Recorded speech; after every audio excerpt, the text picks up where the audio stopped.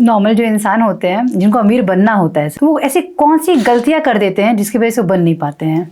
दुनिया की जो आर्थिक विकास दर है वो मात्र 2.5% है। आप दूसरों से ईर्ष्या बहुत करते हैं, क्योंकि अगर आप ईर्ष्या करेंगे तो आप क्या करेंगे, उस ईर्ष्या में कुछ ऐसा खर्च कर देंगे जो कि आपकी सेविंग्स को वॉश आउट कर देगा।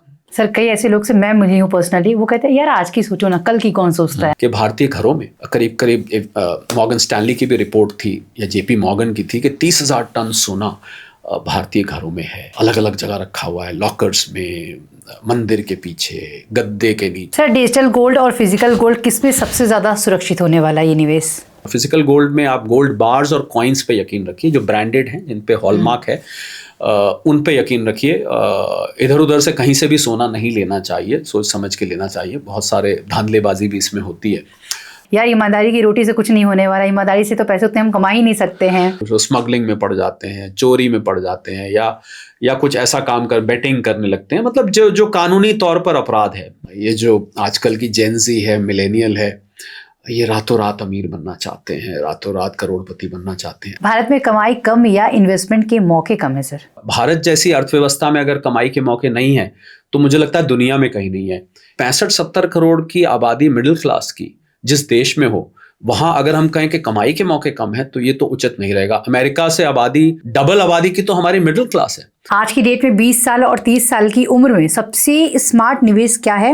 म्यूचुअल फंड, स्टॉक या फिर बिजनेस? 10 में से 9 स्टार्टअप फेल हो जाते हैं। प्रमोटर कैसे हैं, उनका बैकग्राउंड कैसा है, उनका भविष्य कैसा है, उन्होंने प्रॉफिट्स कितने कमाए हैं, वो कहीं समाज में बदनाम तो नहीं है, कहीं उन्होंने कोई फ्रॉड तो नहीं किया है, कि मंथली खर्चे कितने हैं। पहले तो आपको ये देखना पड़ेगा कि आपकी ज़रूरत 50,000 है, कि आपकी ज़रूरत 1 लाख है, कि आपकी ज़रूरत 1.5 लाख। पहले तो आप ये कर लीजिए कि आपको कितना चाहिए, और इन्फ्लेशन को फैक्टर इन करिए, क्योंकि हर साल महंगाई बढ़ती है। भारत एक शाइनिंग स्टार है। ये जो आने वाला दशक है 2025 से लेकर 2035 तक, ये भारत का है। अगर अमेरिका इस प्रकार की नीतियां चलाता रहा तो $38 ट्रिलियन का अश्मिता अमेरिका के ऊपर इस समय कर्ज है।